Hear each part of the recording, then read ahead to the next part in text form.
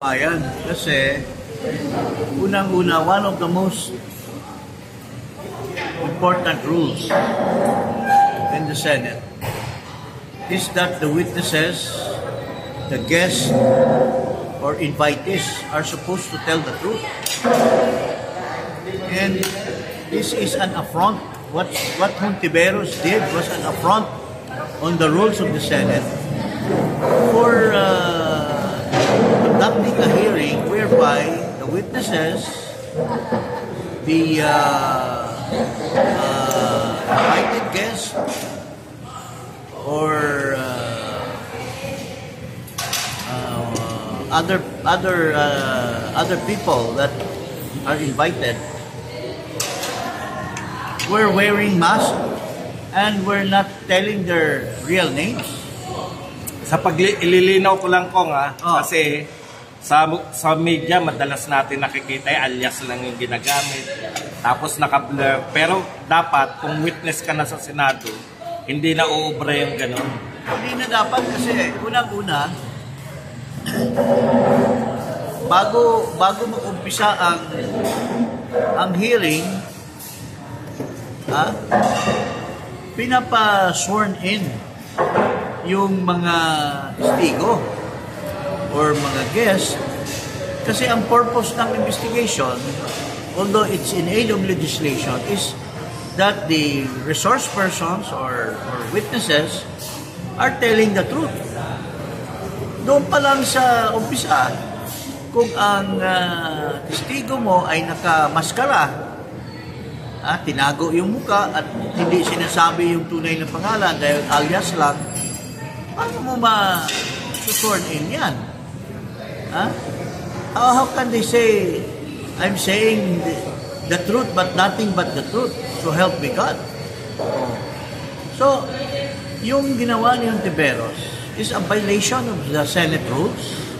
It's an affront on the Senate as an institution. Marami rin po yung nagsasabi na sana sa korte na lang nila. Yes. Kaya para sa akin, that investigation is a farce. It's a travesty of justice. Wala po pa ba kayo natatandaan na ganito na parang wala po. Before? In my whole life, parang wala rin nga member of the House, or in my time as member of the House, there was never such a thing as what Hontiveros is doing. Because if these witnesses are supposed to hide what they want to say or what their looks are, there is such thing as an executive session. Dapat nag-conduct siya ng executive session para hindi mabisto yung mga itsura, kung yun ang purpose. But kung ang purpose ay imbestigahan mo sila para magsasabi ng totoo, but at the same time, takot na magsabi ng totoo dahil nakatakip yung kanilang muka, then this is a farce hearing. Lalo na kung walang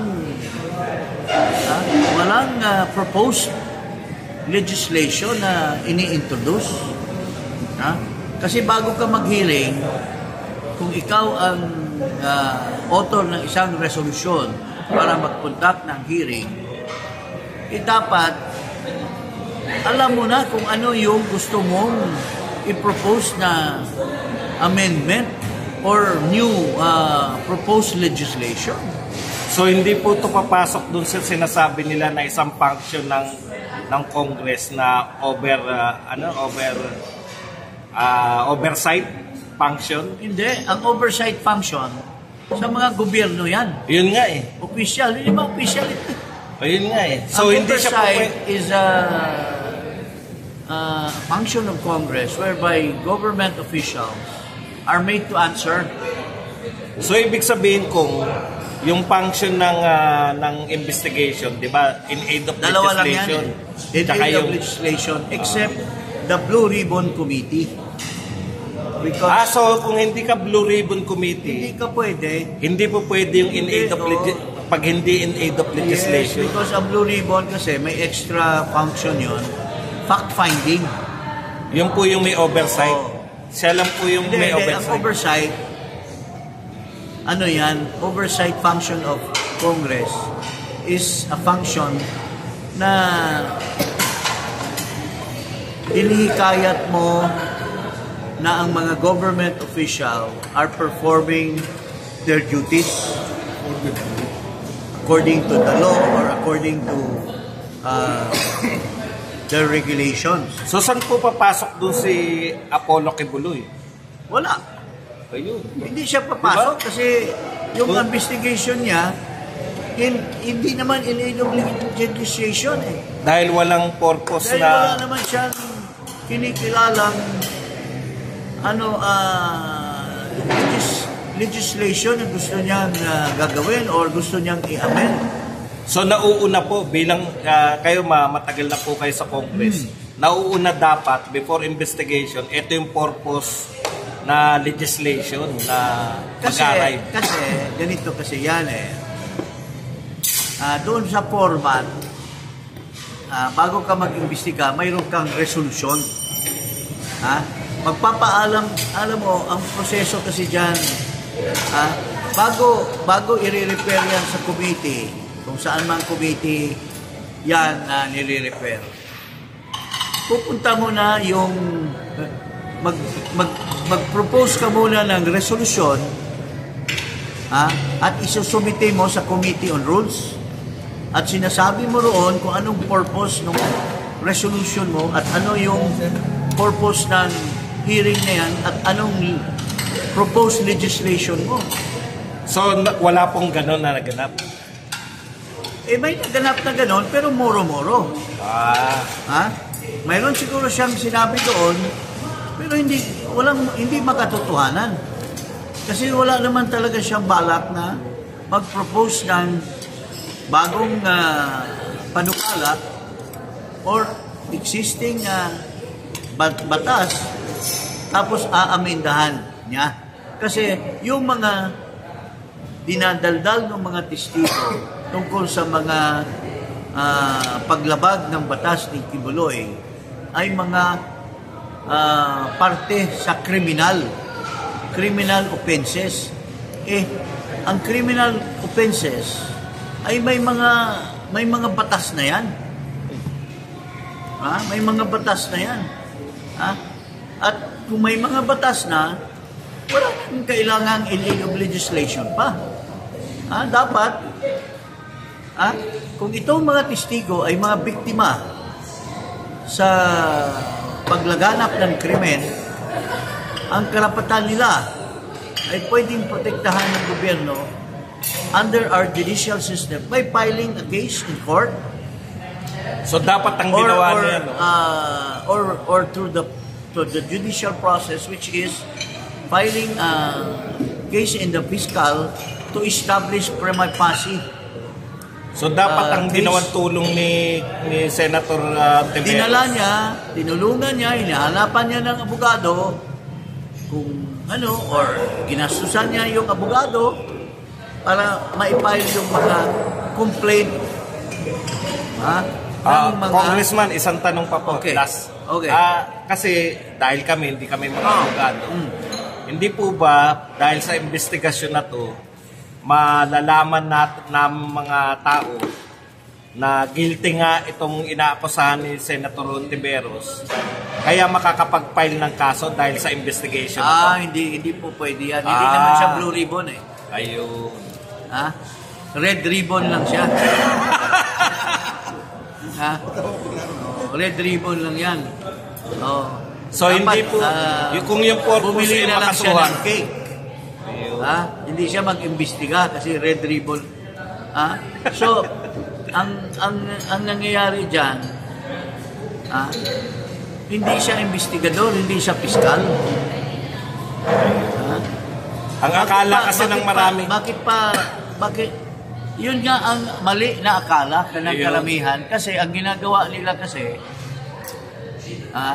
mag-imbestiga muna, tapos gagamitin nila yung i-rekomenda. Bakit mo pa i-rekomenda? Kung mayroon ng tinatag na tamang-tama na opisina na gagawa ng function na yan.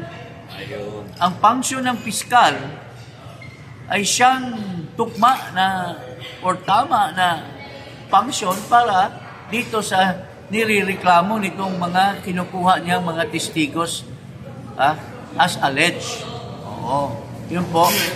Maraming salamat kong at Okay. naliwanagan kami kahit sa batas kasi So, walang ibang walang ibang purpose ito si Hontiveros para umepa lamang. At para mapairal niya ang galit niya kay Duterte, gagamitin niya si Pastor Kibuloy. Kasi nang gagalaitin ng galit niyan si Hontiveros. I don't know why. Hindi lang ngayon sa panahon ni Marcos, kundi sa panahon pa ni Duterte. At ako personal na may experience niyan. Yung nangyari, yung pagpatay kay Kian, yung Apo, Santos. kay Kikiyan. May mga bata na naka-witness. At ito, mga bata na ito, ay kinupkup ni Hontiveros, tinago niya itong mga bata. At ako personally, naka-witness, noong nakalabas yung tatay ng mga bata sa bilangguan, pumunta sa Volunteer Against Crime and Corruption. And at that time, I was one of the legal counsel. So, ang request ng tatay, Rodante Jimenez, ay hanapin yung kanilang mga anak. At natuklasan namin at tinago ni Hontiveros. So, kami ni Attorney Topacio, pinuntahan namin yung opisina ni Hontiveros at kinonfront namin. Hindi kami pinapapasok at hindi kami hinarap ni Hontiveros. Sinabi na lang na wala na daw sa kanya yung mga bata. So, natuklasan namin na pinatago niya doon sa kumbento ni Bishop David. At kinonfront namin, ayaw i-turn over ni Bishop David. Sama namin yung magulang ng mga bata. Nagka-bonus pa tayo. Kaya sinampahan ko tuloy ito si Hontiveros ng kidnapping of minor. Kung hindi namin alam yung mga detalye na yan, Sinampahan ko yan. mukhang may bago pa tayo natuklasan na kaso kay Sinampahan ko pa yung Hontiveros na yan at walang nangyari doon sa kaso. Inupuan ng ombudsman hanggang ngayon. So hindi na Yun po ang pwedeng klaseng hustisya na si Hontiveros pwedeng mangharas kung sino-sino, pero siya hindi pwedeng harasin. Yun ang klaseng hustisya mayroon tayo sa ating bansa ngayon. ibig sabihin kung wala nangyari doon. Wala ako natanggap na notice kung nag-hearing ba or na-dismiss ba or pinasagot ba siya, wala pong nangyari. At ang pinakamalaking katanungan hanggang ngayon, hindi nyo alam bakit galit na galit sa mga Duterte. Si Bakit na galit si Hontiveros kay Duterte at yung kanyang butihing anak na si Vice President Sara Duterte. Maraming salamat ko sa mga paglilinaw. Yun po ang totoo dyan. Thank you po. Salamat. Thank you. Pwede na to kung